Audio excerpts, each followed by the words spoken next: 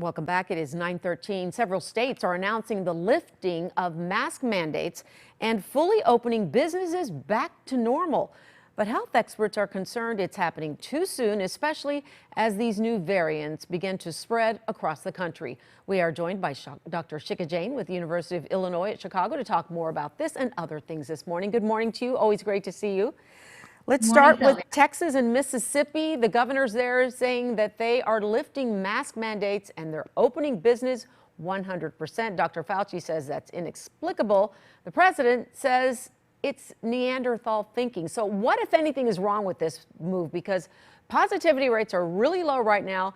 And don't we have to get back to our lives at some point?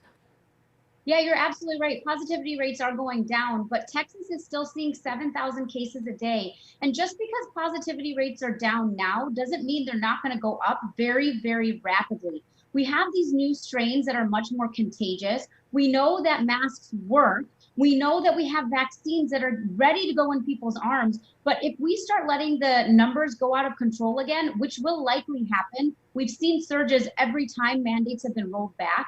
We're going to really run the risk of seeing these numbers go up, up, up. And then the concern is that more variants can develop. So we need to stop COVID in its tracks. And we've been doing a really good job with these mask mandates. And really, the economy needs to open, but we want to open it and keep it open. If the numbers go back up again, we're going to have to roll things back again. So it really does not make any sense to be stopping these mandates right now when we really should just wait a little bit longer until we get these numbers under control and we get the vaccines into arms. Okay, let's talk vaccine specifics here, because there's something being called Moderna arm that has raised concerns. It's an itchy red rash that some people are getting. And what's interesting, it's manifesting a week or so after you initially get the vaccine. And the fear was that people who get the Moderna vaccine might have a worse reaction with their second dose. But a new study says that's not the case. So explain what Moderna arm is and what can you tell us about this?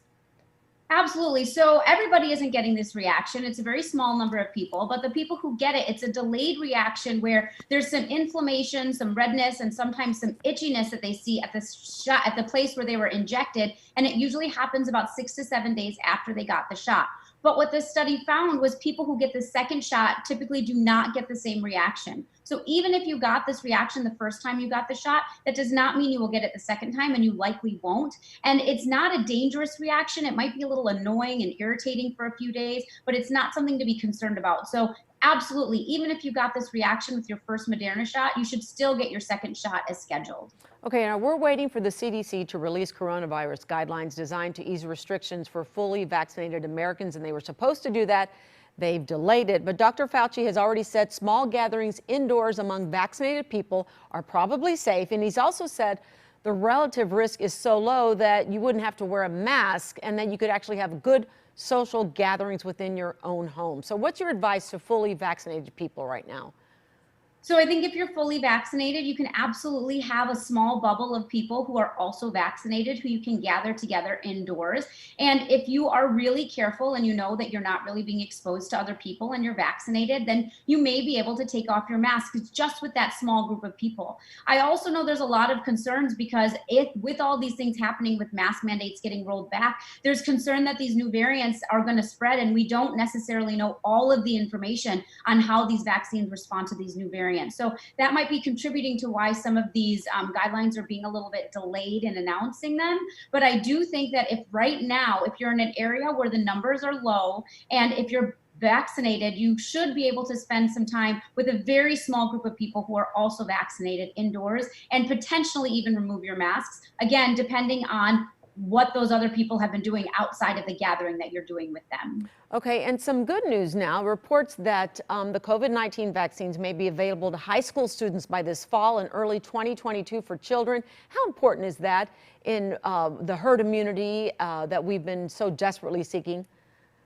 So I think it's really important, and it is very exciting news. You know, right now, Pfizer is already being given to kids 16 and over, and both Pfizer and Moderna are being looked at in children. I think getting our kids vaccinated is important because, again, we don't know how many of the kids have been asymptomatic carriers and have passed it along to other people. We do know so far it doesn't look like kids have been super spreaders. So again, I don't think kids need to be vaccinated to go back to school, but having kids vaccinated will definitely contribute to the herd immunity that we are so hoping for. And so getting kids vaccinated as soon as we can safely do so with the data we have will definitely be a positive. And I'm really looking forward to being able to get my kids vaccinated when it's available to them. Okay, so now we have to talk St. Patrick's Day celebrations because, as you know, in Chicago, it is a huge deal. I think when it comes to celebrating outside of Ireland, we are the city that does it the best.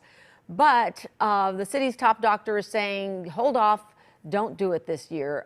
Even though people are maybe wanting to be outside to celebrate, is that still going to be a problem?